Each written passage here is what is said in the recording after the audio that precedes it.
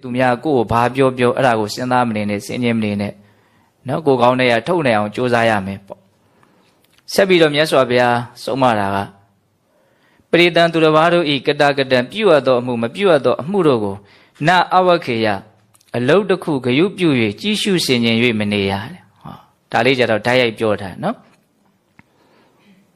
သူများဘာတွေလုပ်တယ်ဘာတွေမလုပ်ဘူးဆိုတာကိုအလုတ်တစ်ခုကြီးတို့လုပ်ပြီးတော့အဲ့ဒါကိုခေါင်းထဲထည့်မနေနဲ့တဲ့ဟုတ်လားသူများဆိုတာဒီနေရာမှာကိုယ်ဟာလွဲရင်သူများပဲဆိုတာကိုလည်းပဲရိုးရှင်းရှင်းနားလည်ဖို့လိုတယ်နော်သူများလို့ပြောတဲ့အခါကိုယ့်ရင်ကလူတွေမပါဘူးလို့ထင်ပါဆိုလို့တကယ်တမ်းကိုယ့်ရင်ကလူတွေအကြောင်းစဉ်းစားရင်းနဲ့ပဲပူရတာလောင်ကြရတာအနည်းဆုံးလူကကိုယ့်ကိုအရှုနိုင်ဆုံးလူပဲဟုတ်လားဒါကြောင့်သူများလို့ပြောလို့ရှိရင်ကိုယ်ဟာလွဲရင်သူများပဲအဓိကသူများကိုယ်ဘေးကလူတွေကပို့ပြီးတော့သူများပဲလို့နားလည်ဖို့လိုတယ်နော်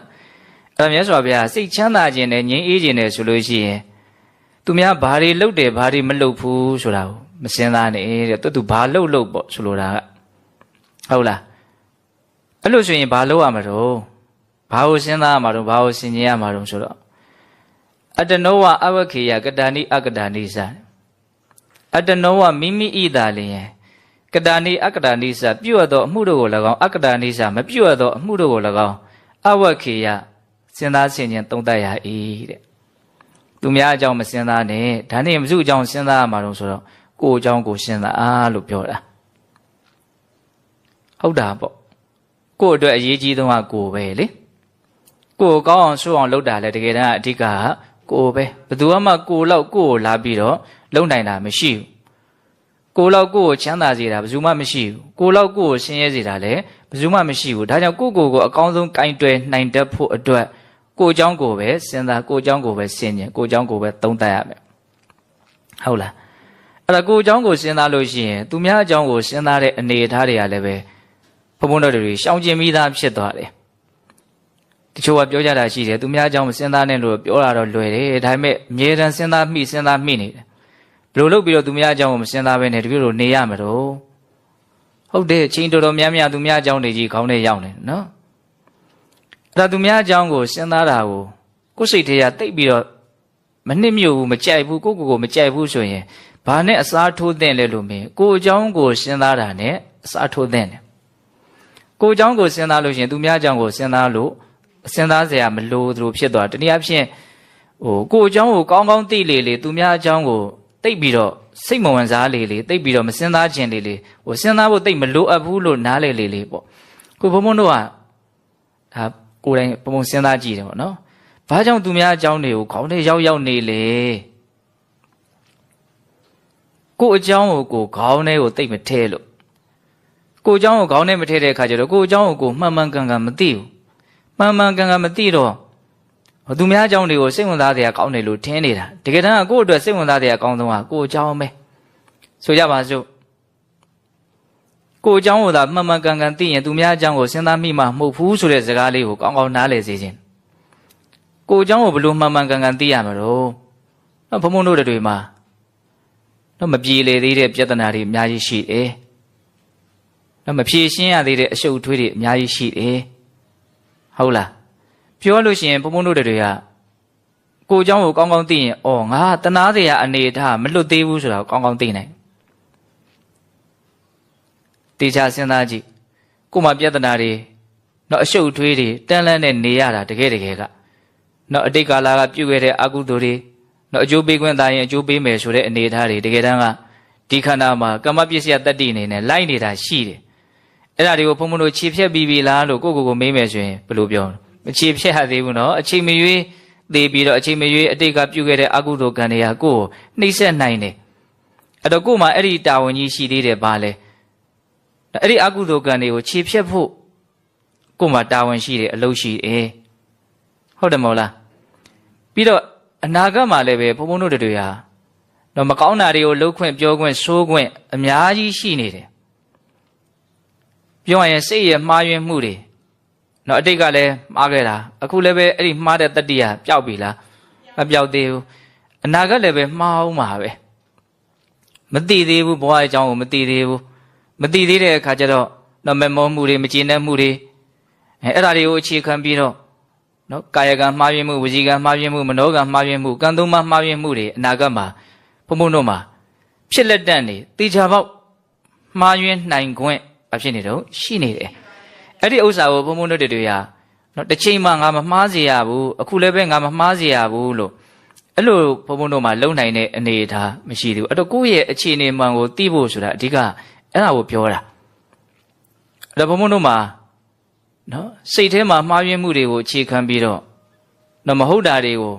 နော်ဖြစ်ပေါ်စေနိုင်တဲ့အနေအထားတွေရှိသေးတယ်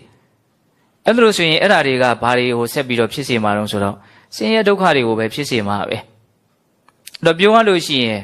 ကိုယ်ဒုက္ခနဲ့ကိုယ်ကိုမရှင်းရသေးဘူးရှုံနေတယ်ပေါ့ဟုတ်လားအဲ့လိုဆိုရင်ငါဓာတွေကိုရှင်းအောင်လုပ်မယ်ငါကိုငါပို့ပြီးတော့အည်အသွေးရှိအောင်လုပ်မယ်နော်လိုချင်စရာနဲ့တွေ့ရင်လိုချင်မှုမကျင်တဲ့စရာနဲ့တွေ့ရင်မကျင်တဲ့မှုတို့ဒီသမျိုးကြဖြစ်နေတဲ့ကိစ္စကြီးကိုငါလျှော့ချနေအောင်နော်နေတဲ့နေအောင်ငါလုပ်မယ်ဆိုတဲ့စိတ်ကူးမျိုးရှိရမယ်ပေါ့နော်ဒါတစ်ချက်ပေါ့နောက်တစ်ချက်ကဘုံဘုံကောင်းတဲ့ပေါ်လာတာလေးတစ်ခုကတေချာပေါက်အနာဂတ်မှာရင်ဆိုင်ရမယ့်တည်ခြင်းတရားအဲ့ဒီတည်ခြင်းတရားရဲ့ရှေ့အနာလေးမှာအများစုတွေ့ကြတဲ့နာခြင်းတရားဟုတ်လားအဲ့ဒီတည်ခြင်းတရားနဲ့နာခြင်းတရားအတွဲလိုက်လေဘုံဘုံကမှတ်စေခြင်းဟုတ်လားဘလောက်ကံကောင်းတယ်ပြောပြောတေဂာနီးတော့အနည်းဆုံးတော့နာကြရတာပဲတော့အများစုကတော့မသေးခင်ကိုပဲခဏခဏနာကြရတယ်အဲ့ဒီနာခြင်းသေခြင်းနဲ့တွေ့လာလို့ရှိရင်ငါစိတ်ကိုချမ်းသာနိုင်တဲ့အရေးအသွေးရှိသလားဒါကိုစဉ်းစားရမယ်မြတ်စွာဘုရားတော့ဟောတယ်နော်ကိုယ်သာနာပါစေစိတ်မနာစေနဲ့လို့ဟောထားတယ်နော်အဲ့ဒါကိုငါအပြည့်အဝကျင့်သုံးနိုင်သလားနော်ကိုနာတယ်စိတ်နာတယ်ဆိုတာဒါအလုံးနားလေနော်ယောဂဖြစ်တာကိုနာတာပေါ့နော်စိတ်နာတယ်ဆိုတာကဒီယောဂဖြစ်နေတဲ့အနေအထားကြီးကိုပဲငါလို့ငါဥစ္စာလို့ထင်လိုက်တော့စိတ်ထဲကနော်စိုးရင်တာတွေငိုကြွေးတာတွေနော်ခံရခက်တဲ့သဘောတွေဖြစ်လာတာကိုဒါစိတ်နာတယ်လို့ပြောတာအဲ့တော့ဘုံဘုံတို့မှာကိုနာတိုင်းနာတိုင်းစိတ်မနာအောင်နေတတ်တဲ့အည်အသွေးကလည်းပြည့်ပြည့်ဝဝမရှိသေးဘူးဟောပြောရရင်ကို့မှာလှုပ်เสียရတယ်အရေးပါတဲ့လှုပ်เสียရတယ်တူတူတန်လန်းနဲ့ပေါ့နော်ဟုတ်တယ်မဟုတ်လားဒါနာခြင်းကိုရင်မဆိုင်နိုင်ဘူးဆိုတဲ့သဘောပေါ့အဲ့ဒါလိုပဲသေတော့မယ်ဆိုတော့ဘယ်လိုလဲပို့ပြီးတော့တောင်ရင်မဆိုင်နိုင်သေးတယ်ဘာလို့တော့ဘဝရဲ့ပုံမှာအလွန်မှကိုပဲမမောတဲ့တွေ့တာတဲ့သဘောကကြီးကြီးမားမားရှိနေတယ်ဘာလို့ရှိနေတာတော့ဒီဘဝရဲ့သဘောဘဝရဲ့ဖြစ်စဉ်ဟာဘယ်လို့ဘုံဘုံတို့မှာမှန်မှန်ကန်ကန်မသိသေးဘူးသစ္စာလေးပါးကိုပရိဝေဒဆက်အောင်မသိသေးဘူးမသိတဲ့အခါကျတော့ပြောရရင်ဘဝကိုအကောင်းထင်တယ်ပေါ့ဘဝကိုအကောင်းထင်တဲ့အခါကျတော့ဘဝပေါ်မှာမမောတဲ့သဘောတွေကကြီးကြီးမားမားရှိတယ်ကိုဘဝကိုတင်မဟုတ်ဘူးတခြားသူတွေရဲ့ဘဝကိုပါမမောထားတာရှိတယ်ငါလို့လှုပ်ထားတဲ့ငါဥစ္စာလို့လှုပ်ထားတဲ့အရာတွေရဲ့ပုံမှာအကြီးအကျယ်မမောမှုတွေဘုံဘုံတို့မှာရှိနေတယ်အဲ့ဒါသိချင်းတရားနဲ့တွေ့ပြီဆိုရင်ဘာလို့အဆင်မပြေတာတော့ဘာလို့ကြောက်ကြတာတော့ဆိုတော့အဲ့ဒီကိုမမောဆွဲလန်းထားတဲ့အရာတွေနဲ့အပီးတိုင်ခွဲကြရမှာဆိုတော့ဘလို့လုပ်ပြီးတော့ဒီလိုဟာစိတ်ချမ်းသာနိုင်မလို့ဒါရိုးရိုးလေးတွေးကြည့်တာတချို့ကသေမှမကြောက်ပါဘူးသေတဲ့နေ့မွေးတဲ့နေ့သေတာဖြတ်ကနေပြီးသွားတာပဲလွယ်လွယ်လေးပြောရတာဟုတ်လားအများစုကငါတို့သေတော့မှနဲ့တူတယ်လို့သိပြီးမှပဲသေကြတာများတယ်အဲ့ဒီသိတဲ့အချိန်မှာအများစုကတော့ပုံကျသွားကြတာပဲများပါတယ်ဟုတ်လားဒါကြောင့်တချို့ကခပ်ပေါ်ပေါ်သေခြင်းတရားကိုရင်ဆိုင်နိုင်ပါတယ်လို့ကိုယ့်ကိုယ်အထင်ရောက်နေတဲ့ပုံကိုယ်တွေကိုနည်းနည်းပြောခြင်းတယ်ပေါ့နော်အဲ့ဒါဘုံဘုံကဘယ်လိုလေးပြောတဲ့နော်အလေးအထားရှိလဲဆိုတော့ကိုယ်စကားလေးကိုမှတ်ရတယ်ပေါ့သေခြင်းတရားကိုမကြောက်သလားကြောက်သလားဆိုတာကိုသိခြင်းရင်ကိုယ်မှာရှိတဲ့စည်းစိမ်ဥစ္စာတွေကတဝက်လောက်အလကားဆုံးရှုံးကြည့်သမ်းမှာစိတ်နဲ့စိတ်ဘလို့နေမလဲကျဉ်တတ်မလားမကျဉ်တတ်ဘူးလားဘယ်ကျဉ်တတ်မလို့ငိုကြမယ်ပေါ့နော်တချို့ဆိုရင်စည်းစိမ်တွေပျက်စီးသွားတယ်ဘလို့တော့ငိုမယ်ပေါ့ကဲကိုချစ်ရတဲ့ကိုယ့်အိမ်ကလူတွေသေးကြည့်စမ်းမှာပျက်စီးကြည့်စမ်းမှာဘလို့နေမလို့စိတ်ဆင်းရဲမယ်ပေါ့ဆက်ပြီးတော့စဉ်းစားကြည့်သေးခြင်းနဲ့အဲ့ဒီတတိတသေးသားနဲ့တစုံတယောက်နဲ့ကိုနဲ့ခွဲရတာတောင်ကိုယ်စိတ်ထဲမှာအကြီးအကျယ်တုန်လှုပ်ခြောက်ခြားနေသေးတယ်ဆိုရင်ကိုသေးတဲ့အချိန်မှာအားလုံးနဲ့ကိုနဲ့ခွဲရလိမ့်မယ်အဖြေဘယ်လိုထွက်မယ်ထင်လဲအကြီးအကျယ်တုန်လှုပ်ခြောက်ခြားလိမ့်မယ်ဟုတ်လားဒါကြောင့်တသိတတိသားလေးကိုတောင်စွန့်လွတ်ဖို့ခွဲခါဖို့ခက်ခဲနေတဲ့လူတွေအနေနဲ့ အားလုံးကိုထားခဲ့ရတော့မယ်ဆိုတဲ့အနေအထားမျိုးမှာတရားသာမရှိဘူးဆိုရင်တော့ဘလို့မှအဆင်ပြေစရာမရှိဟုတ်တယ်မဟုတ်လားအဲ့တော့ဒါဘာတွေပြောနေတာတော့ဘုံဘုံကသူများအကြောင်းကိုစဉ်းစားရင်အကုသိုလ်ဖြစ်တယ်စိတ်တွေဆင်းရဲရတယ်ပူလောင်ရတယ်ပင်ပန်းရတယ်ဒီအထိလူတွေဟာနားလေတယ်သိတယ်လက်ခံတယ်ဒါပေမဲ့စိတ်ထဲကိုသူများအကြောင်းကလည်းပဲမရောက်ဘူးလားဆိုတော့လေရောက်တာပဲအဲ့လိုဆိုရင်သူများအကြောင်းကိုမရောက်အောင်ဘလို့ဖယ်ထုတ်မတော့နီလန်းကဘာလဲအခုဒီမှာရိုးရိုးလေးကိုယ်အကြောင်းကိုပဲစဉ်းစားအဲ့တော့ကိုယ်အကြောင်းကိုကလည်းစဉ်းစားတတ်ဖို့လိုတယ်ပြီးပြင်းလေးလေးနဲ့မစဉ်းစားတဲ့ခါကျတော့ကိုယ်အကြောင်းကိုစဉ်းစားကိုယ့်ကိုအဟုတ်ကြီးထင်တဲ့တူကလည်းရှိနေတာပဲဟုတ်လားကိုယ့်ကိုဟုတ်တယ်ထင်နေတာဟုတ်လားအခုဘုံဘုံပြောတာလေးတွေကဘာမှလက်မခံနိုင်ကြမရှိဘူးနော်နောက်အတိတ်ကပြုခဲ့တဲ့အကုသိုလ်ကံတွေဒါတော့မမြင်နိုင်လို့သို့တော့မြတ်စွာဘုရားဟောတဲ့ဒေသနာတွေကိုအခြေခံပြီးတော့ဒါကိုသိနိုင်တယ်အကျိုးပေးခွင့်မတောင်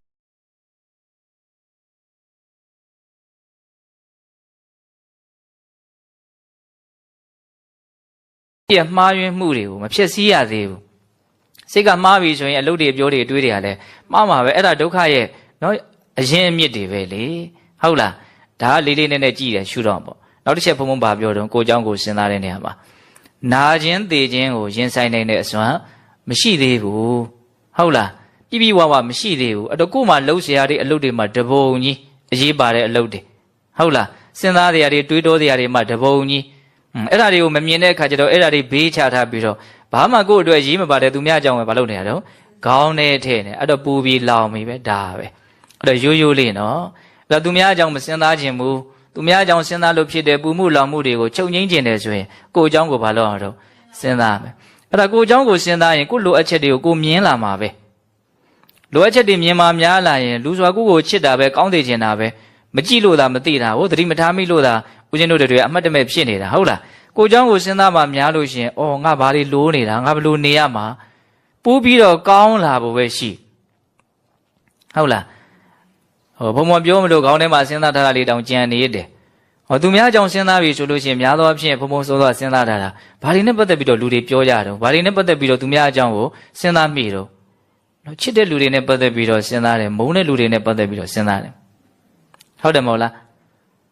းသိပြီးတော့မချင်မမုံမသိတဲ့ပုဂ္ဂိုလ်တွေဥပိ္ပခာသမားတွေကတော့သိပြီးတော့ကောင်းတယ်မရှိဘူးနော်များသောဖြင့်ကိုကောင်းတဲ့နေရာဝင်ယူနေတာတွေကချစ်တဲ့လူတွေရဲ့အကြောင်းမုန်းတဲ့လူတွေရဲ့အကြောင်းမုန်းတဲ့လူကလည်းပဲမခေဘူးနော်သူကလည်းပဲတခါတလေနော်စိတ်အနေထားပေါ်မူတည်ပြီးတော့အများကြီးနေရာဝင်ယူသေးတာပဲဟုတ်လားတော့ချစ်တဲ့လူတွေအကြောင်းဘာစဉ်းစားတော့ချစ်တဲ့လူတွေအကြောင်းဘာစဉ်းစားတော့ကောင်းစေခြင်းလေအရင်ကောင်းစေခြင်း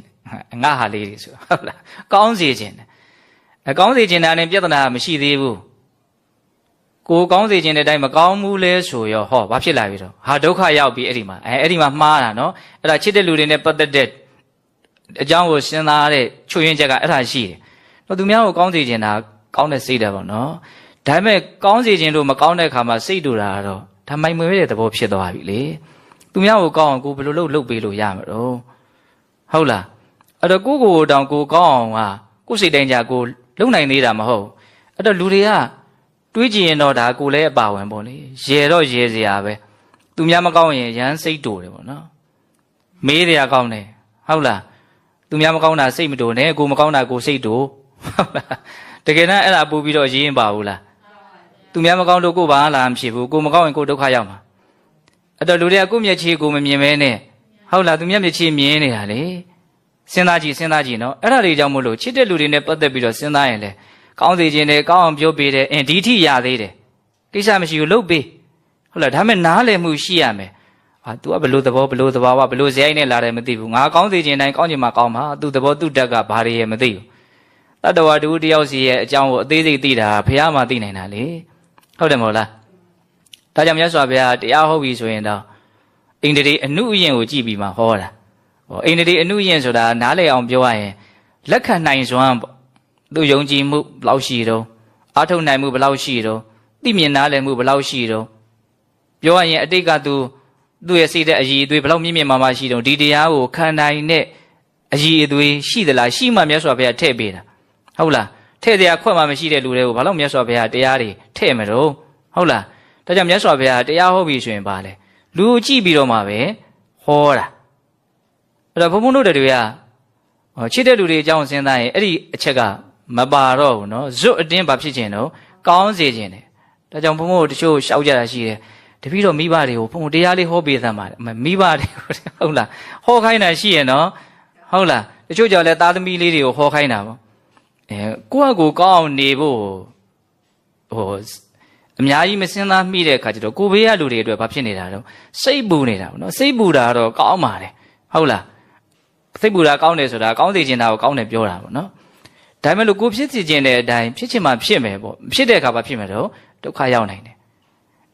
ဒါချစ်တဲ့လူတွေနဲ့ပတ်သက်ပြီးတော့စဉ်းစားတာလေးနဲ့ပတ်သက်ပြီးတွေးမိတာကိုပြောတာချစ်တဲ့လူတွေအကြောင်းနဲ့ခေါင်းထဲရှိတာလားမဟုတ်ဘူးမုန်းတဲ့လူတွေအကြောင်းလည်းခေါင်းထဲမှာအပြည့်ပဲမုန်းတဲ့လူတွေအကြောင်းကြတော့ဘုန်းဘုန်းတို့ကဘယ်လိုစဉ်းစားတော့အပြစ်တွေပဲစဉ်းစားအပြစ်တွေစဉ်းစားတဲ့ခါကျတော့ဘာဖြစ်တော့ပိုမုန်းတာပေါ့နော်ဟုတ်လားပိုပြီးတော့စိတ်တိုင်းမကြဖြစ်အဲ့တော့ကိုပုံကြီးကဘယ်လိုဖြစ်နေတော့စိတ်တိုင်းမကြတဲ့ပုံကြီးပေါ့ဟုတ်လားအဲ့ဒါရောအေးချမ်းသလားဘယ်အေးချမ်းမလို့အဲ့တော့မုန်းတဲ့လူတွေအကြောင်းကိုစဉ်းစားတဲ့အခါမှာဘာမှကောင်းကျိုးမရှိဘူးအပြစ်မြင်တဲ့အစိတ်တွေနဲ့ကြီးစဉ်းစားတယ်ဒါပေမဲ့တခါတလေကျတော့လူတွေကဗာလေးကိုလက်ဆုပ်လက်ကင်ပြုတ်ထားတော့ဆိုတော့သူတို့ကမှားနေတာကာဘာယူတာနော်ငါတို့ကမှန်နေမုန်းတဲ့လူကိုအပြစ်တင်မယ်ဆိုလို့ရှိရင်အဲ့ဒီအခန့်လေးရရှိတယ်ကိုဘယ်လိုထင်နေတာတော့မှန်တယ်ဟုတ်မှာပါမှန်ရင်လည်းမှန်မှာပေါ့နော်ဒါပေမဲ့သူတို့ကတော့ဘယ်လိုထင်တော့မှားတယ်ဟုတ်လားမှားလို့မျိုးမဟုတ်လို့မို့တဘာဝမကြလို့မို့ဘာဖြစ်တော့မုန်းနေအဲ့ဒါအပြစ်တွေပဲဒစိမ့်စိမ့်မြင်တယ်သူ့အတွက်လည်းဘာမှကောင်းတဲ့ဘက်မှာပြောင်းလဲသွားတဲ့အကြောင်းမရှိသလိုကိုယ့်အတွက်လည်းဘာမှအကျိုးရှိတာတော့မဟုတ်ဘူးဟုတ်လားဒါကြောင့်အကုသိုလ်တွေပဲဖြစ်ရတယ်သူများအကြောင်းစဉ်းစားတဲ့ကိစ္စတွေကိုဘုံဘုံတို့တွေဟာရက်တန့်တဲ့နေဆိုတဲ့မှန်ကန်တဲ့အမြင်ရှိရမယ်အဲ့လိုရက်တန့်တဲ့နေဆိုရင်ဘာနဲ့စားထိုးမလို့ကိုယ်အကြောင်းကိုစဉ်းစားတာနဲ့စားထိုးရမယ်နော်ဒါကြောင့်မြတ်စွာဘုရားကကိုယ်အကြောင်းကိုစဉ်းစားရင်အလွန်အကျိုးရှိတယ်ဆိုတာနဲ့ပတ်သက်ပြီးတော့ဟောထားတဲ့ဒေသနာလေးတစ်ခုရှိတယ်သူကတော်တော်လေးနဲ့တယ်အတ္တနာသောရယတနာပฏิမန္တေထအတ္တနာသောအတ္တဂௌတတတိမာဒုက္ခံဘိက္ခုဝိဟာဟိတိဒါလေးနည်းနည်းလေးအာယုံပြုကြည့်မယ်နော်အတ္တနာသောရယတနာကိုစောရကတက်ပါတဲ့နော်စောရကတက်တယ်ဆိုတဲ့စကားလုံးလေးကြားဘူးတယ်မို့လားစောရကတက်တယ်ဆိုတာသူ့ရဲ့အပြစ်ကိုထောက်ပြပြီးတော့အကြောင်းပြချက်တောင်းတာဟုတ်တယ်မို့လားမင်းဘာကြောင့်ဒီလိုလုပ်တာတော့မင်းအလုပ်နေတာမှားနေတယ်ဘာလို့မှားတာတော့ဟုတ်လားစောရကတက်တာနော်အဲ့ဒါဘယ်သူ့ကိုစောရကတက်ရမှာကိုစောရကတက်ရမယ်တဲ့မင်းဒီလိုနေတာထိုင်တာကောင်းလားဒီလိုပြောတာဆိုတာကောင်းလားဒီလိုအချိန်နေဖြုံးနေတာကောင်းလားအစရှိသဖြင့်ကိုယ့်ရဲ့ချွတ်ယင်းချက်မှားယွင်းချက်တွေကိုကိုမြင်အောင်ကြည့်ပြီးတော့အဲ့ဒါကိုထောက်ပြီးတော့မင်းဒီတိုင်းနေတာဟုတ်လားလို့ကိုဘာလို့ရမှာတော့စောရကတက်ရမယ်တဲ့ဘလောက်ကောင်းတဲ့အဆုံးပါလဲအတ္တနာစောရယတနာကိုစောရကတက်ပါပฏิမန္တေထအတ္တနာတဲ့ဟောသူကြတော့ပိုးပြီးတော့အသေးစိတ်သွားတယ်ကိုစုံစမ်းစစ်ဆေးပါတဲ့နော်တရားသူကြီးကရာဇဝတအမှုတွေကိုစစ်ဆေးတယ်လို့ကိုဘာလို့ရမှာတော့စစ်ဆေးရမယ်စုံစမ်းရမယ်ကိုကဘလို့အည်သွေးရှိတာကိုကဘလို့အနေထားရှိတာတော့ကောင်းတဲ့ဘက်မှာရောမကောင်းတဲ့ဘက်မှာရောဟုတ်လားမကောင်းတာတွေကိုဘယ်တိုင်းတာထိပျော်မွေ့နေတုန်းကောင်းတာတွေကိုဘယ်တိုင်းဒီထိပြင်းရည်နေတုန်းအစရှိတဲ့ဖြင့်ကိုယ့်ရဲ့အခြေအနေမှန်တွေကိုသိအောင်စုံစမ်းရမယ်စစ်ဆေးရမယ်ကိုကောင်းလားမကောင်းလားနော်မနဲ့လင်းလာရင်မှန်ကြည့်ကြတယ်ဘာလို့လဲကိုမျက်နှာလေးကိုစစ်ဆေးတာပေါ့ညစ်ကြေးတွေမြန်ပေးနေသလားပေးနေရင်တုတ်ပြစ်မယ်ပေါ့ပို့ပြီးတော့လှပအောင်လိမ့်ညချဲကြတာကိုမရှိဘူးလားရှိတယ်အဲ့လိုပဲကိုယ်စိတ်ကလေးကိုစစ်ဆေးရမယ်မကောင်းတာတွေတွေ့ရင်ဖယ်ပြစ်မယ်ဟဲ့ပို့ပြီးတော့ကောင်းအောင်ဆင်မယ်ဟဲ့ဒီစိတ်မျိုးကိုပြောတာနော်ဒါကြောင့်မြတ်စွာဘုရားကိုစောရကတက်ရမယ်ကိုစုံစမ်းစစ်ဆေးရမယ်အဲ့ဒါလို့ဆိုရင်ဘာဖြစ်လာမလို့တဲ့သောအတ္တဂௌတတတိမာဒုက္ခံဘိက္ခုဝိဟာဟိတိကိုစောရကတက်တဲ့လူကိုစုံစမ်းစစ်ဆေးတဲ့လူဟာတဲ့တတိနဲ့ပြည့်စုံလာတယ်တဲ့သောအတ္တဂௌတတတိမာကိုတတိနဲ့စောင့်ရှောက်လာတယ်တကယ်တမ်းကဘုံဘုံတို့ကငါဘလို့အနေထားမျိုးရှိတုံးလို့မှန်မှန်ကန်ကန်သိလာရင်ငါမကောင်းသေးဘူးဆိုတဲ့အဖြေပဲထွက်လာမှာနော်ပုထုဇဉ်ပဲရှိသေးတယ်လေဟုတ်လားမကောင်းသေးဘူးဆိုရင်ငါကောင်းအောင်လုပ်ရမယ်ဆိုတဲ့အဖြေထွက်လာတယ်ဒါလူတိုင်းကကိုစဉ်းစားရင်ဒီအဖြေထွက်မှာနော်အဲ့လိုကောင်းအောင်လုပ်မယ်ဆိုလို့ရှိရင်တကယ်လက်တွေ့မှာကောင်းအောင်ဘယ်လိုလုပ်မလို့ဆိုတော့တရားဘာဝနာကျင့်တဲ့နီးနဲ့ပဲလုပ်လို့ရတယ်ဒါဘုံဘုံကလိုရင်းကိုဖြတ်ပြီးတော့ပြောလိုက်တာဟုတ်လားကိုတတိထားတဲ့နီးနဲ့ပဲအမှားမရှိအောင်လုပ်ရတယ်အဲ့ဒါကိုစုံစမ်းစစ်ဆေးရင်တတိတွေရှိလာပြီးတော့ကိုယ်စိတ်ကလေးကလုံခြုံသွားမယ်လို့ပြောတာအဲ့တော့ဒီနေ့မှာတတိရှိတယ်ဆိုတာနဲ့ပတ်သက်ပြီးတော့ဘုံဘုံကဘာလေးပြောရင်တော့ဆိုတော့ဂယုစိုက်တယ်ဆိုတဲ့စကားလုံးလေးကိုပြောခြင်း ကိုဂယုစိုက်တယ်ကိုစိတ်ကိုဂယုစိုက်တယ်ခရီးသွားနေဆိုမိဘတွေကသားသမီးကိုဟဲ့ဂယုစိုက်နော်ကိုကသွားမယ်ဆိုကြံရတဲ့သားသမီးတွေကိုဟဲ့ဂယုစိုက်နေရဲ့နော်မလုပ်တာတော့ဂယုစိုက်ဆိုတဲ့စကားလေးကအရာအလွန်ကျဲတယ်မဟုတ်တာမလုံးနဲ့လို့လည်းပဲအတိပ္ပယ်တက်ရောက်တယ်ကောင်းတာတွေကိုကြိုးစားလို့အတိပ္ပယ်လည်းတက်ရောက်တယ်ကိုမစင်းရအောင်ဒုက္ခမရအောင်ကာကွယ်စောင့်ရှောက်ပြီးတော့နေလို့လည်းပဲအတိပ္ပယ်တက်ရောက်တယ်ဂယုစိုက်ဆိုတာလေးကဟုတ်လားအဲ့လိုပဲဘုံဘုံတို့တွေကကိုယ်စိတ်ကလေးကိုဂယုစိုက်နေမယ်ဗာလေအတိပ္ပယ်မမှားအောင်လုပ်တယ်ပေါ့နော်ဂယုစိုက်တယ်ဆိုအမှန်တတိထားတာပဲတတိထားတာလွဲလို့ဒီတဘာဝတရားတွေပေါ်မှာဘုံဘုံတို့ကကောင်းအောင်ဒီပြင်နီးနဲ့လှုပ်ဖို့ဆိုတာနီလန်မရှိဘူးတကယ်တမ်းကသူ့ကိုတတိထားတယ်ဂယုစိုက်တယ်ဒါကကောင်းအောင်လုပ်နေတာမကောင်းတာမဖြစ်အောင်လုပ်နေတာဆိုကြပါစို့ဒီကလေးလေးတယောက်တစ်နှစ်သားနှစ်နှစ်သားအရွယ်လေးနော်ဆော့တယ်ဒါဆော့တဲ့အရွယ်လေးကိုထိန်းတဲ့လူကဘာလုပ်အောင်ဂယုစိုက်ရတယ်ဂယုစိုက်တယ်ဆိုတာဘာလို့သူ့ကိုကြည့်နေတာပဲလေအမြင့်ကနေကြာမယ်ဆိုရင်မကြအောင်ကြည့်နေမှာပဲသိမှာဟုတ်တယ်မဟုတ်လားမတော်တာကောက်စားလိုက်မယ်ဆိုရင်လည်းမစားအောင်ဘာလုပ်အောင်တော့ကြည့်နေရတယ်ဟောကလေးကိုဘာလုပ်တာအဲ့ဒါဂယုစိုက်တာဂယုစိုက်နေတယ်ဆိုတော့သူ့ကိုမျက်ခြေမပြတ်ကြည့်နေတာကြည့်နေတဲ့အခါကျတော့ तू မဟုတ်တာလုပ်မယ်ဒုက္ခရောက်မဲ့ကိစ္စကိုတားနိုင်တယ်ဟုတ်တယ်မဟုတ်လားအဲ့လိုပဲကိုယ်စိတ်ကလေးကိုလည်းဘာလုပ်အောင်တော့ဂယုစိုက်မယ်တတိနဲ့ကြည့်နေရမယ်ဒါပြောတာဟုတ်လားအဲ့တော့တကယ်လက်တွေ့ကောင်းအောင်လုပ်တယ်ဆိုတာအဲ့ဒီတတိပဋ္ဌာန်နီးနဲ့လုပ်ရတာနော်အဲ့ဒါမြတ်စွာဘုရားကိုစောတကတက်တယ်ကိုစုံစမ်းစစ်ဆေးတယ်ဆိုလို့ရှိရင်ဒီလူရဲ့စိတ်ဟာတတိတရားနဲ့လုံခြုံလာတ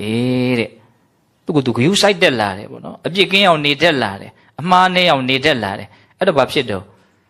ဒုက္ခံဘိက္ခုဝိဟာဟိတိတဲ့နော်အဲ့လိုတတိလေးနဲ့ကိုယ်စိတ်ကိုစောင့်ရှောက်နေတဲ့လူကိုယ်စိတ်လေးကိုဂယုစိုက်ပြီးတော့နေတဲ့လူဟာချမ်းသာလိမ့်မယ်တဲ့ဟောဘယ်ကနေဒီဒေသနာလေးအစဉ်အဆက်ကလေးနော်ဒီဒေသနာလေးဘလို့လေးသွားနေတယ်လဲဆိုတော့မြင်အောင်ကြည့်နော်ကိုစောတကတက်ပါကိုစုံစမ်းစစ်ဆေးပါဒါဆိုရင်အဲ့ဒီလူဟာကိုယ်စိတ်ကိုတတိနဲ့လုံခြုံအောင်စောင့်ရှောက်နိုင်လိမ့်မယ်စိတ်ကိုတတိနဲ့လုံခြုံအောင်စောင့်ရှောက်နိုင်ရင်ဒီလူချမ်းသာပြီတဲ့တူလေးနော်ဒေသနာလေးဘယ်လောက်ကောင်းတော့ဟုတ်လားဒါကြောင့်ကိုယ်အကြောင်းကိုဘာလို့အောင်တော့စဉ်းစားတဘာဝကြစဉ်းစားမဟုတ်သေးတာကိုမဟုတ်ဘူးလို့သိအောင်စဉ်းစား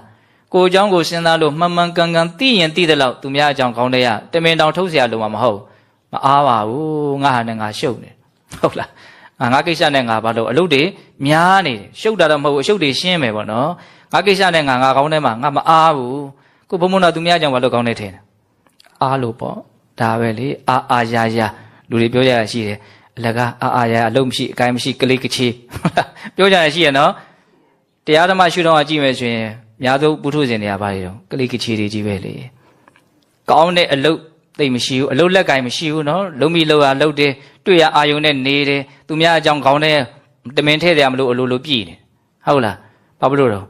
ကိုယ့်အတွက်ကိုအရေးပါတဲ့ကို့မှာအလုပ်နဲ့အကင်နဲ့ဆိုသလိုမျိုးအရေးပါတဲ့အလုပ်မှာမရှိပဲကိုဟုတ်လားဒါကြောင့်ကို့မှာရည်ရွယ်ချက်ရှိရမယ်မျှော်မှန်းချက်ရှိရမယ်ဘာလုပ်မယ်ငါဘာတွေလိုအပ်နေတယ်ဘာဖြစ်အောင်ဘယ်လိုလုပ်မယ်ဆိုတဲ့စိတ်ရှိရမယ်အဲ့လိုဆိုရင်ကိုယ့်အကြောင်းနဲ့ကို့မှာအလုပ်တွေရှိနေတဲ့အတွက်ကြောင့်သူများအကြောင်းကောင်းတဲ့လာစရာအကြောင်းမရှိဘူးဒါလက်တွေ့စဉ်းစားမိတာတွေကိုဘုံဘုံပြောတာဟုတ်လားဒါကြောင့်နှလုံးစိတ်ဝမ်းငြိမ်းအေးခြင်းနဲ့ချမ်းသာခြင်းနဲ့ဆိုလို့ရှိရင်တော့ဆေးဆိုင်မှာဆေးဝယ်တောက်စရာဆေးရတော့ရှိမှာမဟုတ်ဘူးနော်ဒီတရားဒီဟူသောဆေးပဲရှိမှာနော်အဲ့ဒါဆေးနီးပေါင်းများစွာတည်းကဒီနေ့ဘယ်နှစ်နည်းပြောမယ်ပြောနှစ်နည်းပြောမယ်နော်ပထမတစ်နည်းနဲ့အချိန်ကတော်တော်ကုန်သွားတယ်ဟုတ်လားဒီနေ့တရားအလှရှင်တက္ကမကြီ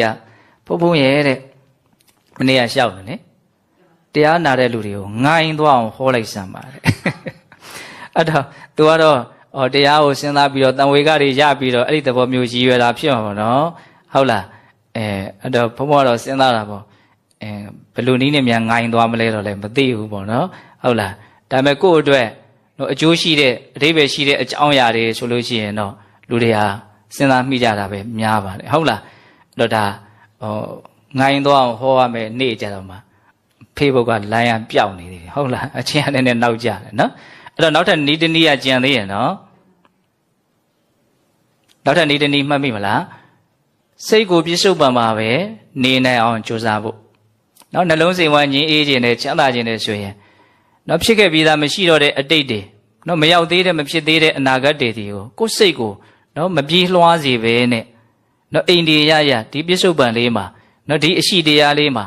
နော်စိတ်ကိုကပ်ပြီးတော့ထားနိုင်အောင်ကြိုးစားဖို့ဒီနည်းကတော့သူကအဆင့်အမြင့်ဆုံးနည်းလို့ဆိုခြင်းတယ်ပေါ့ဒီနည်းကိုအသုံးပြုမယ်ဆိုရင်စောတော်တုန်းကသူများအကြောင်းမစင်သားဖို့ကိုယ်အကြောင်းကိုစဉ်းစားဖို့ဆိုတာတွေကဒီထဲမှာလာပြီးတော့အကျုံးဝင်သွားမယ်ပြစ္ဆုတ်ပံမှာနေတယ်ဆိုတာနော်တတိပဋ္ဌာန်နဲ့ကင်းပြီးတော့နေလို့မှမရပဲကိုပြစ္ဆုတ်ပံမှာနေဆိုတဲ့စကားလေးရဲ့အကျယ်ကတတိပဋ္ဌာန်ကိုပွားလို့ပြောတာ ਨੇ အတူတူပဲဟုတ်လားပြစ္ဆုတ်ပံမှာနေနိုင်မှဘုံဘုံတို့ရဲ့စိတ်တွေဟာငြိမ်းအေးမှုချမ်းသာမှုရှိမှာတဖြည်းဖြည်းနဲ့အတိညာအစဉ်တန်မြင့်လာပြီးတော့နောက်ဆုံးဒုက္ခကလွတ်နိုင်မှာ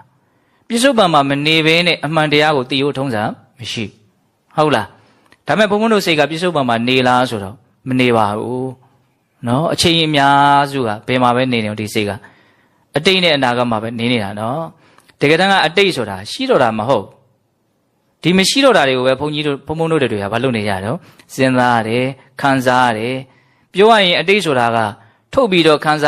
းတဲ့ခံစားရမယ့်အရာတခုမဟုတ်ဘူးသင်္ကန်းစာယူရုံကလွဲလို့တကယ်တမ်းကဘာမှသိပြီးတော့အသုံးကျတော့တဲ့အရာမဟုတ်ဘူးသူရှိမှမရှိတော့ပဲဘူးငါဘာတွေလုပ်ခဲ့တော့ငါဘာတွေဖြစ်ခဲ့တာဆိုတာတော့စဉ်းစားတော့စဉ်းစားတဲ့တယ်ပေါ့နော်ဟုတ်လားဒါပေမဲ့ဘုံဘုံတို့အဲ့လိုစဉ်းစားတာလားအတိတ်ကိုဘယ်ဟုတ်မှာတော့မပြောငါ့ကိုဘယ်လိုပြောခဲ့တာဘာဖြစ်ခဲ့တာနော်ကြည်နူးစရာတွေမကျေနပ်စရာတွေဒါတွေကိုတလဲစီတော့ဖော်ထုတ်ပြီးတော့စိတ်ကတော့ပင်ပန်းတာဆင်းရဲတာပူလောင်တာဟုတ်လားအဲ့လိုပဲမရောက်သေးတဲ့အနာဂတ်နဲ့ပတ်သက်ပြီးတော့လည်းပဲကိုယ်စိတ်ကိုနော်လောင်အောင်ရှို့ကြတာတွေကမရှိဘူးလားရှိရနော်အများကြီးကြိုတွေးပြီးတော့ပူနေကြတာပေါ့နော်ကိုဆိုတာကြတော့စင်လုံးကျော်ကောင်းစေချင်တာကိုအဲ့တော့မကောင်းမလေးမလားစိုးရိမ်နေပေါ့နည်းနည်းလေးမှဟုတ်လားအဆင်မပြေတာလေးကမဖြစ်စေခြင်းတဲ့အခါကျတော့အနာဂတ်ကိုလုံးဝစင်လုံးချောစေခြင်းတယ်ဒါပေမဲ့ခက်တာကအနာဂတ်ဆိုတာလေကြိုးပြီးတော့ရောက်လို့ရတဲ့ကိစ္စလည်းမဟုတ်အဲ့တော့အနာဂတ်တွေဘုံဘုံတို့ပူတယ်ဆိုလို့ရှိရင်လည်းပဲတကယ်တမ်းလောက်ရမှာပါလေခုပြစ္ဆုတ်ပံမှာပဲနော်ကောင်းအောင်နော်အနာဂတ်တွေအဆင်ပြေအောင်အလုပ်လုပ်တာလေပြစ္ဆုတ်ပံမှာပဲလုပ်လို့ရတာအနာဂတ်တွေတကယ်စိတ်ပူတယ်ဆိုရင်လည်းပဲအဲ့ဒီအနာဂတ်မှာကောင်းအောင်ဘယ်နေရာကနေအထိုင်ချပြီးတော့ဘုံဘုံတို့ကလုပ်ရမှာတော့ပြစ္ဆုတ်ပံကနေအထိုင်ချပြီးတော့လုပ်ရမှာပြောရရင်အတိတ်ကိုရှင်းထုတ်ဖို့တဲ့အနာဂတ်ကိုရှင်းထုတ်ဖို့ကပိုခက်တယ်နော်အတိတ်ဆိုတာပြီးခဲ့ပြီဘာမှမရှိတော့ဘူးဆိုရင်စိတ်ကလွယ်လွယ်လေးလက်ခံတယ်ဟုတ်တယ်ဒါနဲ့ပတ်သက်ပြီးတော့အောင်းအပူစရာမလိုဘူးပေါ့နော်ဒါပေမဲ့အနာဂတ်နဲ့ပတ်သက်ပြီးတော့ပြောဖို့ကြတော့တိတ်ပြီးတော့မလွယ်ဘူးကိုကမသိမချင်းနေရအောင်ပါလေဘဝမှာတကယ်လက်တွေ့ရလည်းပဲအနာဂတ်ကိုတကယ်ရင်ဆိုင်ရအောင်ပါဟုတ်လားအဲ့တော့ကိုရင်ဆိုင်အောင်မဲ့အနာဂတ်နဲ့ပတ်သက်ပြီးတော့မတွေးနဲ့ဆိုလို့လက်ခံနိုင်ဖို့လွယ်မလားမလွယ်ဘူးနော်ဒါပေမဲ့ဘုံဘုံတို့တဘာဝကြကြစဉ်းစားရင်တော့ပူလောင်မှုပင်ပန်းမှုနဲ့တော့မစဉ်းစားသင့်ဘူးအနာဂတ်အတွက်တကယ်ပူတယ်တကယ်အလုပ်လုပ်ချင်တယ်အဆင်ပြေချင်တယ်ဆိုရင်လေပြစ္ဆုတ်ပံမှာပဲဘုံဘုံတို့လုပ်လို့ရတာဒါကိုနားလည်မယ်ဆိုလို့ရှိရင်အနာဂတ်ကိုကြိုတွေးနေတာတွေဟာပူလောင်နေတာတွေဟာအပူပဲဆိုတာကိုလည်းနားလည်နိုင်တယ်ပေါ့ဟုတ်လားဒါပေမဲ့ခက်တာဘုံဘုံတို့ပုထုဇဉ်တွေဟာဒီအတိတ်နဲ့အနာဂတ်ကိုပဲတွေးပြီးတော့ပူလောင်နေကြတာပင်ပန်းနေကြတာလူတွေလည်းပူရုပ်ပန်းရုပ်တွေပေါက်နေတာအဲ့ဒါကြောင့်ပေါက်နေဟုတ်လားဘုံဘုံကဗာလေးပြောဖို့စဉ်းစားမိလဲဆိုတော့ခဏခဏဒီအကြောင်းအရာနဲ့ပတ်သက်ပြီးတော့ပြောနေကြနော်အကြောင်းအရာလေးတစ်ခုရှိတယ်အဲ့ဒါဗာလဲဆိုတော့တေမိယဇတ်နော်ဘုရားလောင်းတေမိယမင်းသားလေးကနော်ငယ်ငယ်ရွယ်ရွယ်နဲ့ရှင်မရင်မလုပ်ချင်လို့ရသေးဝက်သွားတာလေအလုံးသိတယ်ဟုတ်လားအဲ့ဒါဒီဖေနဲ့မေနဲ့ကနောက်တော့သိတဲ့အခါကျတော့သားရှိရတော်တဲ့ကိုလိုက်သွားကိုရောက်တော်ကြီးမြင်မြဲထဲမှာတယောက်တည်းနေစားတော့လည်းပဲဘယ်သူမှချက်ပြုတ်ကျွေးတဲ့လူလည်းရှိတာမဟုတ်ဘာမှချက်ပြုတ်စားကြလည်းရှိတာမဟုတ်ဒီသိရွက်ပဲပြုတ်ပြီးတော့စားတာအဲ့ဒါသားဖြစ်တဲ့လူကဒီဖခင်ရောက်လာတဲ့အခါကျတော့သူ့မှာရှိတဲ့ဒီသိရွက်ပြုတ်ကိုပဲတည်တာပေါ့အဲ့တော့ဖခင်ကြီးကမင်းကြီးကဒီသိရွက်ပြုတ်ကိုဘယ်စားနိုင်မလို့အဲ့ဒါလက်ဖွားပေါ်တင်ပြီးတော့နောက်လှည့်ပြီးတော့ပြတယ်မိဖုရားတွေစစ်တီတွေအကုန်လုံးပေါ့နော်ကြည်တန်တန်ငါသားစားတဲ့အစားစားတယ်အဲ့လိုပြောရင်းနဲ့ဒီအစားအစာကိုကြည့်ပြီးတော့သူ့စိတ်ထဲမှာနော်မေးကျင်တာလေးတစ်ခုပေါ်လာတယ်အဲ့ဒါဘာလဲဆိုတော့တောထဲမှာတယောက်တည်းနေပြီးတော့အလွန်ကြမ်းတမ်းတဲ့ဒီအစားအစာကိုစားပြီးတော့သူ့ရဲ့ရုပ်ရည်ကိုကြည့်လိုက်တဲ့အခါကျတော့အလွန်မှကြည်လင်တန့်ရှင်းပြီးတော့နော်ရုပ်ကဝင်းနေတယ်ပေါ့နော်ဝင်းဣနေတယ်ကြည်လင်းနေတယ်မြင်ရတာကိုအလွန်မှကိုစိတ်ကိုချမ်းသာစေတယ်အေးချမ်းစေတယ်အဲ့ဒါကြောင့်မလို့မေးတာမင်းကြီးကနော်အရှင်သာဒီလိုကြမ်းတမ်းတဲ့အစားအစာကိုစားပြီးတော့တောထဲမှာတယောက်တည်းနေရပါလှဲ့ကင်တယ်ဘယ်နဲ့ကြောင့်ရုပ်ရည်အစဉ်ဟာဒီလောက်ကြည်လင်တန့်ရှင်းနေရတာတော့အဲ့တော့ဘုရားလောင်းပြန်ပြောတဲ့စကားလေးဒါလောကလူသားတွေအနေနဲ့အလွန်မှ နော်စဉ်းစားတရားလည်းကောင်းတဲ့အဝင်ဝင်ညာလည်းဖြစ်တဲ့အကြောင်းအရာလေးတစ်ခုပေါ့နော်သူဘာပြောလို့ဆိုတော့အတိတနာနုသောစာမိနဗ္ဗဇပါမိအနာဂတံပိစုပန်နေနယာပေမိတေနဝန္နောပတိရတိမင်းကြီးတဲ့ငါရဲ့မျက်နာရုပ်အစင်းဘာလို့ကြည်လင်တန့်ရှင်းနေရလဲဆိုလို့ရှိရင်အတိတနာနုသောစာမိတဲ့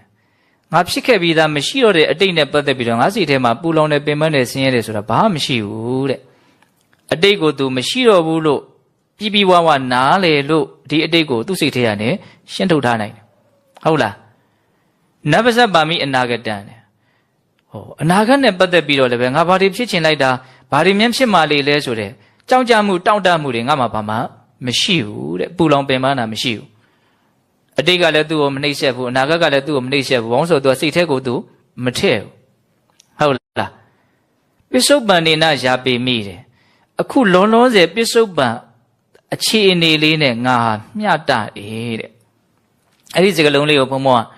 အလွန်မှသဘောကျတယ်နားတယ်လေစွဲသေးခြင်းနဲ့ပေါ့နော်ပိစုပန်နေနယာပေမိအခုဖြစ်နေတာလေးနဲ့စိတ်ကမျှတတယ်တဲ့ဟုတ်လားများသောအားဖြင့်ဘုံဘုံတို့ကလောလောဆယ်ဖြစ်နေတာနဲ့မမျှတတဲ့အချိန်မှာစိတ်တွေဆင်းရဲကြတာပေါ့နော်ဟုတ်လားတေနဝန္နောပတိတတိအဲ့ဒါကြောင့်မလို့ငါရဲ့မျက်နှာလေးကကြည်လင်တန့်ရှင်းနေတာဒါလေးကိုမှတ်ရမယ်နော်အတိတ်ကိုလည်းပဲနော်ပူလောင်အောင်သူ့စိတ်ထဲမှာထည့်မထားဘူးနော်အနာဂတ်နဲ့ပတ်သက်ပြီးတော့လည်းဘာမှစိုးရင်ကြောက်ကြမှုတောင့်တမှုမရှိဘူးအခုလောလောဆယ်ဖြစ်နေတဲ့ပိစုပန်လေးနဲ့လည်းသူဟာမျှတတယ်အဆင်ပြေတယ်တဲ့အဲ့ဒါကြောင့်မလို့သူ့ရဲ့မျက်နှာလေးကကြည်လင်တန့်ရှင်းနေတာဆက်ပြီးတော့သူကလောကလူသားတွေရဲ့အပေါ်မှာဝေဖန်ပြသေးတယ်အနာဂတပဇ္ဇပါယအတိတတနုသောစနာဣဒေနာဘာလသုတ်တန်တိနလောဝဟရိတောလူတော်လူအများစုကတော့အဲ့လိုမဟုတ်ဘူးတဲ့နော်အနာဂတပဇ္ဇပါယတဲ့ရောက်မလာသေးတဲ့အနာဂတ်နဲ့ပတ်သက်ပြီးတော့အမျိုးမျိုးစိတ်ကူးတွေနဲ့နော်တောင့်တနေကြတာကြောက်ကြနေကြတာပူပန်းနေကြတာစိုးရိမ်ကြတာတွေရှိတယ်တဲ့အတိတတနုသောစနာပို့ပြီးတော့မိုက်မဲတာတော့ဘာမှမရှိတော့တဲ့အတိတ်နဲ့ပတ်သက်ပြီးတော့လေသူတို့စိတ်ထဲမှာဝန်တို့အမူကြီးတစ်ခုအနေနဲ့ထမ်းရွက်နေကြတယ်ပူလောင်နေကြတယ်ပင်ပန်းနေကြတယ်အဲ့ဒီတော့ဘာဖြစ်တုံးဆိုတော့နော်နလောဝဟရိတောလူတော်တယ်နော်ရိပ်ဖြတ်ထားတဲ့ဆွဲနှုတ်ထားတဲ့နော်မြက်ပင်လေးများလို့အဲ့ဒီပုဂ္ဂိုလ်ရဲ့မျက်နှာရုပ်ဆင်းဟာညှိုးနွမ်းခြောက်သွေ့နေကြတယ်တဲ့စဉ်းစားကြည့်နော်သူပေးတဲ့ဥမာလေးဘုံဘုံတို့စိမ့်ဆိုနေတဲ့မြက်ပင်လေးတွေတစ်ပင်လေးတွေကိုဒဇင်နဲ့ရိပ်ဖြတ်လိုက်မယ်ဒါမှမဟုတ်ဆွဲပြတ်လိုက်မယ်ဆိုခဏနေဘာဖြစ်သွားညှိုးသွားဟုတ်လားအဲ့လိုပဲလူတွေရဲ့မျက်နှာလေးတွေလန်းလန်းဆန်းဆန်းကြီးကြီးလင်းလင်းနော်တန်တန်ရှင်းရှင်းလေးမရှိတာဘာလို့တော့သူတို့ရဲ့စိတ်ကိုလောင်းနေလို့ပြောရရင်မျက်နှာဆိုတာစိတ်ရဲ့ပတွင်းပေါက်လေးလို့ဘုံဘုံကတော့ထင်တယ်ဟုတ်လားဒီမျက်နှာလေးကိုကြည့်ပြီးတော့နော်ချမ်းသာတဲ့စိတ်ဖြစ်နေလားဆင်းရဲတဲ့စိတ်ဖြစ်နေလားလို့ရေဘူးရသဘောကတော့ပြောလို့ရတယ်ဟုတ်လားအဲ့ဒါစိတ်ကဆင်းရဲနေပြီဆိုရင်မျက်နှာကြည်လင်နိုင်မလားပဲကြည်လင်နိုင်မတော့ပင်ပန်းတယ်ပူလောင်တယ်ဟုတ်လားပင်ပန်းမှုပူလောင်မှုစိတ်ရဲ့ပင်ပန်းပူလောင်မှုဒဏ်ကိုဒီရုပ်ဟာခံရတယ်အဲ့တော့ရိပ်ဖြတ်ထားတဲ့ဆွဲနှုတ်ထားတဲ့မြက်ပင်လေးများလို့တစ်ပင်လေးများလို့ညှိုးနွမ်းပြီးတော့နေကြတာတဲ့ဟုတ်လားဒါကြောင့်ဘုံမတို့ရဲ့စိတ်နှလုံးကိုအေးချမ်းခြင်းတယ်နော်ချမ်းသာခြင်းတယ်ဆိုလို့ရှိရင်ကိုယ့်ရဲ့စိတ်ကိုပြစ္ဆုတ်ပံမှာနေနိုင်အောင်ကြိုးစားရမှာတော့ဒီနေရာမှာအတိတ်ကိုရှင်းထုတ်ဖို့အနာဂတ်ကိုရှင်းထုတ်ဖို့အတိတ်နဲ့အနာဂတ်နဲ့ပတ်သက်ပြီးတော့ဘုံဘုံတို့နော်အစင်မလိုက်ဖို့မစွဲလန်းဖို့ဆိုလို့ရှိရင်နီလန်းလေးကစနစ်တကျသွားရင်တော့ပိုကောင်းတယ်ပေါ့နော်အဲ့ဒါကဘုံဘုံတို့ဟောထားတာလည်းရှိပါတယ်ကောင်းသောညဆိုတာအဲ့ဒါအကျေတန်ဝင်မယ်နော်အတိတံနာနွာကမေယနပတိကင်ခေအနာဂတံယရတိတံပဟိနန္တအပတ္တင်္စအနာဂတံနော်အတိတ်ကိုလည်းအစင်မလိုက်နဲ့အနာဂတ်ကိုလည်းအစင်မလိုက်နဲ့ဘယ်နဲ့ကြောင့်တော့အတိတ်ဆိုတာမရှိတော့ပြီးခဲ့ပြီအနာဂတ်ဆိုတာရောက်မလာသေးဘူးတဲ့အဲ့တော့ဒီစကားလေးထဲမှာစဉ်းစားစရာအများကြီးရှိတယ်အတိတ်ကိုအစင်မလိုက်ခြင်းမူအနာဂတ်ကိုအစင်မလိုက်ခြင်းမူအတိတ်နဲ့အနာဂတ်နဲ့ပတ်သက်ပြီးတော့စိတ်မပူလောင်ခြင်းမူမပင်ပန်းခြင်းမူဆိုရင်နားလည်မှုရှိရမယ်အဲ့ဒါပါတော့အတိတ်ဆိုတာမရှိတော့ဘူးလို့နားလည်မှုရှိရမယ်အနာဂတ်ဆိုတာမရောက်သေးဘူးလို့နားလည်မှုရှိရမယ်အဲ့ဒီနားလည်မှုကအလွန်အဓိကကြတဲ့နားလည်မှုပဲဘုံဘုံတို့ကအတိတ်ကိုမရှိတော့ဘူးလို့မတွေးမိဘူးနော်ရှိသေးတဲ့အောင်သိမ့်ပိုက်ထားတာပေါ့နော်ဆိုကြပါစို့စောစောကကိုလူတယောက်ကနော်မကောင်းတရားပြောလိုက်တယ်ဆိုရင်ကိုယ်စိတ်တူတယ်ပေါ့နော်အခုစိတ်တူနေတဲ့အချိန်မှာအဲ့ဒီပြောတဲ့အတန်ကတကယ်တမ်းရှိသေးသလားမရှိတော့ဘူးနော်စဉ်းစားကြည့်ဒါပေမဲ့ကိုကမရှိတော့မှပဲစိတ်ကတိုးနေတာနော်ဒါပေမဲ့အဲ့ဒါမရှိတော့ဘူးလို့ကိုယ်စိတ်ထဲမှာမစဉ်းစားမိဘူးပေါ့ ဟုတ်လားဒီအတန်တွေကကြားရောင်နေတယ်ပေါ့ဒီလူရဲ့ပြောပုံဆိုဖို့အမူအရာလည်းမျက်စိထဲမှာမြင်နေတယ်ဟုတ်လားအဲ့တော့စိတ်ကဘာလုပ်နေတော့ဆိုးပြီးစိတ်ကတိုးပြီးဟောတခါတလေတွေးမိတွေ့ရစိတ်ဥတွေပေါက်ပြီးတော့ငကိုယ်တော့ကိုယ်ဘယ်သူကဘလို့တွေပြောတာကိုယ့်ဘောဘလို့ဆက်ဆံတာဟာအဲ့ဒီလူကလူလောကကြီးမှာရှိတော့မရှိတော့ဘူးတချို့ဆိုရင်ဒါပေမဲ့ကိုယ့်စိတ်ကူးထဲမှာတော့ပုံဖော်နေတယ်ရှိနေသလိုလိုပုံဖော်ပြီးတော့စိတ်တွေဘာဖြစ်တော့အကုသိုလ်တွေဖြစ်ကြတာဟုတ်လားဒါကြောင့်အတိတ်ဆိုတာမရှိတော့ဘူးဆိုတာကိုပိုင်ပိုင်နိုင်နိုင်ဘုံဘုံတို့နော်သိအောင်အလေးအကျင့်လုပ်ပေးရမယ်ဒီစိတ်ကိုအတိပေးထားမယ်ခုတင်လေးဖြစ်ခဲ့တာတော့မရှိတော့ဘူးနော်ခုတင်လေးဖြစ်ခဲ့တာတော့မရှိတော့ဘူးနော်စောစောကဖြစ်ခဲ့တာတွေကိုမပြောနဲ့ဟောဒီစိတ်ကိုဘာလုပ်ပေးရမလဲသင်ပေးရမယ်အဲ့ဒါကိုမြင်အောင်လေ့ကျင့်ပေးရမယ်မင်းအဲ့ဒါကိုသိဘာမှမရှိတော့ဘူးအဲ့ဒါတွေကအများကြီးလွတ်လပ်နိုင်တယ်ပေါ့ဟုတ်လားအဲ့ဒါလိုပဲအနာဂတ်ဆိုတာလည်းမရောက်သေးဘူးနော်အကြောင်းတရားတွေကဘလို့လာမှမသိလို့အကြောင်းတရားတွေကဘလို့လုတ်ခဲ့မှမသိလို့အနာဂတ်ဆိုတာဘာမှလည်းမသိကြဘူးဒါအမှန်တရားပဲဘာတွေဖြစ်မယ်ဆိုတာဘယ်သူမှမသိနိုင်ဘူးဟုတ်လားဘာမလို့တော့အကြောင်းတရားကိုဘုံဘုံတို့စွန့်အောင်မသိလို့ဟုတ်တယ်မဟုတ်လားအဲ့ဒါလို့အနာဂတ်ဟာမရှိသေးဘူးမရောက်သေးဘူးအတိတ်ဟာမရှိတော့ဘူးလို့ပိုင်ပိုင်နိုင်နိုင်သိလေလေအတိတ်နဲ့အနာဂတ်ကြောင့်ဒုက္ခရောက်ရတာနည်းလေလေပဲအဲ့ဒါဆက်ပြီးတော့မြတ်စွာဘုရားအဲ့ဒီဒေသနာမှာဒီအတိတ်နဲ့အနာဂတ်ကိုနော်ပြန်ရင်းနဲ့ကြံရင်းနဲ့မဆင်းရဲဖို့အတွက်တကယ်လက်တွေ့မှာဘလို့ကျင့်ရမလဲဆိုတာကိုနော်သတိပဋ္ဌာန်ဒေသနာကြီးရဲ့အကျေလိုလည်းပဲဘုမတို့စိတ်ထဲမှာခံစားရတဲ့ကာထာလေးအဲ့ဒီမှာပြောတယ်နော်ဘာပြောတော့အတိတဏနာနုသောအတိတနာနာဂမိယနပတိကင်ခေအနာဂတံယရတိတံပိဟိနန္တအပတ္တင်္စအနာဂတံပိစုပန်တင်္စယောဓမ္မတထဝိပတ္တိဟောအခုလောလောဆယ်ဖြစ်နေတာလေးကိုအမှန်သိပြီးတော့နေလိုက်ပါနော်ပိစုပန်တင်္စယောဓမ္မတထဝိပတ္တိအခုလောလောဆယ်ဖြစ်နေတာလေးကိုယ်ခန္ဓာမှာဖြစ်နေတာလေးကိုအမှန်သိပြီးတော့နေလိုက်ပါအဲ့ဒါဆိုရင်အတ္တန်ဟိတံအတ္တန်ကုပ္ပံနော်ဒီစိတ်ကဒေါသနဲ့လည်းပျက်စီးမှာမဟုတ်ဘူးလောဘနဲ့လည်းပဲနော်ရင်မှုတွေ့တာနေမှာမဟုတ်ဘူးဟုတ်လားအဲ့ဒီနီးနဲ့ဉာဏ်ရှိတဲ့လူဆိုတာနေရမယ်ထိုင်ရမယ်နော်တန်ဝိတော့မနုပြူဟေးဆိုအဲ့ပြောတာဟုတ်လားအဲ့တော့ပြောရင်ဒါပါလေဒါနီးလန်းလေးပေါ့ဟုတ်လားစိတ်ချမ်းသာခြင်းတယ်ဆိုလို့ရှိရင်အတိတ်နဲ့အနာဂတ်ကိုနော်ဘုံဘုံတို့တွေစိတ်တွေအမြဲတမ်းပြေးသွားနေတဲ့အလေးကျင့်စိုးကိုနော်ပြစ္ဆုတ်ပံမှာနေတဲ့အလေးကျင့်ကောင်းအလေးကျင့်အမှန်နဲ့ဘာလို့မလို့အစာထိုးရမယ်ဟုတ်လားအဲ့ဒါဆိုလို့ရှိရင်ဘုံဘုံတို့ကဘာကိုပြဝနားလည်ရမလို့ဆိုတော့တတိပဋ္ဌာန်ဒေသနာတတိပဋ္ဌာန်နီလန်းကိုပြဝနားလည်မှဖြစ်လိမ့်မယ်နော်အခုအချိန်ကစေ့သွားပြီဟုတ်လား45မိနစ်ရှိသွားနော်17နာရီတောင်ထိုးပြီနော်အဲ့တော့စောစောကလိုင်းကကတိကောက်ဖြစ်နေတာပြောရင်တာလေးတွေအပြေးလွှာပြောနေရတယ်ဒါပေမဲ့ဒီလောက်ပဲပြောမလို့စဉ်းစားထားတာပါပြောရတာအဆင်ပြေပါတယ်နော်အဲ့ဘုံတို့အကုန်လုံးနေကုန်းချုပ်ကြည့်မယ်ဟုတ်လားနှလုံးစိတ်ဝမ်းငြိမ်းအေးဖို့စိတ်နှလုံးချမ်းသာဖို့အတွက်နော်မြတ်စွာဘုရားသင်ပြပေးခဲ့တဲ့နီလပေါင်းများစွာတဲ့ကဒီကနေ့နှစ်နီးဟုတ်လားပထမနီးကကိုယ်ဟာလွဲလို့ဘု து အကြောင်းမှခေါင်းထဲကိုမရောက်စေပဲနဲ့ကိုယ့်အတွက်အရေးအကြီးဆုံးဖြစ်တဲ့ကိုယ်အကြောင်းကိုပဲမှန်မှန်ကန်ကန်သိအောင်စဉ်းစားဖို့ဆင်ခြင်ဖို့ဟုတ်လားကိုယ်အကြောင်းကိုမှန်မှန်ကန်ကန်သိလို့ရှိရင်ကိုယ့်ရဲ့လိုအပ်ချက်တွေကိုနားလည်ပြီးတော့ကောင်းတဲ့ကောင်းအောင်ကြိုးစားရင်းနဲ့ကိုယ်စိတ်ကလေးလုံခြုံပြီးတော့ချမ်းသာမှုကိုရနိုင်တယ်ဟုတ်လားသူများအကြောင်းတွေကိုစဉ်းစားလို့ဖြစ်တဲ့ပူလောင်မှုပင်ပန်းမှုတွေကိုလည်းဖျက်ဖျောက်ပြီးသားဖြစ်သွားမယ်နော်အများကြီးသက်သာရနိုင်တယ်လို့ထင်ပါတယ်အဲ့ဒီအရာကိုလိုက်နာနိုင်ရင်တောင်ဟုတ်လားနောက်ဒုတိယနည်းရပါလေစိတ်ကိုပြစ္ဆုတ်ပံမှာထားနိုင်ဖို့ဟုတ်လားအတိတ်အနာဂတ်ကိုမရောက်စေဘဲနဲ့တတိပဋ္ဌာန်နီလန်းကိုအသုံးပြုပြီးတော့ပြစ္ဆုတ်ပံဖြစ်စေသဘာဝတရားလေးတွေရဲ့ပုံမှာစိတ်ကိုအမှန်ကန်သိအောင်လေ့ကျင့်နိုင်ဖို့ဟုတ်လားအဲ့ဒါကိုဘုံဘုံတို့နော်လိုက်နာနိုင်ရင်လိုက်နာနိုင်သလောက်ကိုယ့်ရဲ့စိတ်နှလုံးဟာငြိမ်အေးမယ်ပေါ့နော်ဒါကြောင့်မြတ်စွာဘုရားရဲ့နော်ဆေးဝါးတွေနဲ့တူတဲ့မှန်ကန်တဲ့ဒီနီလန်းတွေကိုလိုက်နာကျင့်သုံးပြီးတော့နှလုံးစိတ်ဝမ်းငြိမ်အေးကြတဲ့ပုဂ္ဂိုလ်တွေနော်ဖြစ်ကြပါစေလို့ဦးဇင်းတို့ဆန္ဒပြုပြီးတော့ပြုလို့အထောက်အသောကုသိုလ်ကောင်းမှုအစွတ်စွတ်တို့ရဲ့စွမ်းတတ္တိကြောင့်ဘုရားတပည့်တော်တို့သည်မဲ့ညာပူညာမျက်နှိပ်ပံကိုလင်းမြန်ထုတ်ချောက်မျက်မှောက်ပြုပရစေကုန်သောဟုပတ္တနာအောင်စုပြုကြကုန်ရာတည်း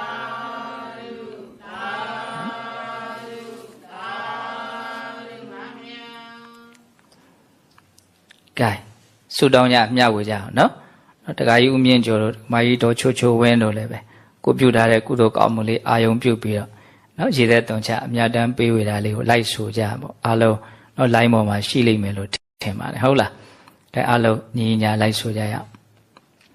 အရှင်ဖေယဖျားပြီးတော်တို့သည်ယနေ့ယခုပြုလုပ်အပ်သောဒါနသီလသမာဓိပညာကုသိုလ်ကောင်းမှုအဆုစုတို့သည်မဲ့ဉဏ်ဖို့ဉဏ်ဉာဏ်နိဗ္ဗာန်ကိုမျက်မှောက်ပြုရန်အာကောင်းသောအကြောင်းတရားဖြစ်ပါစေတည်းပြုလုပ်အထောက်အပ်သောကုသိုလ်ကောင်းမှုအဆုစုတို့ဤအဖို့ဘာကကို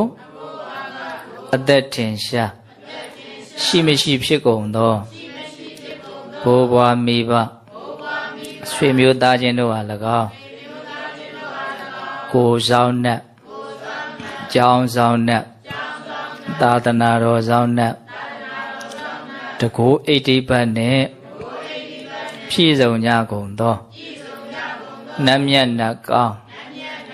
နတ်အပေါင်းတို့အားအစာထား၍30ဘုံကျင်လီကုန်သောတတ္တဝအနန္တတို့အားအညီအမျှပေးဝေငှပါ၏အမျှရကြ၍ကိုယ်စိတ်နှဖျားကျမ်းမာချမ်းသာကြသည်ဖြစ်ကြပါစေသောအမြအမြအမြယူတော်မူကြပါကုန်လောသာဓုသာဓုသာဓု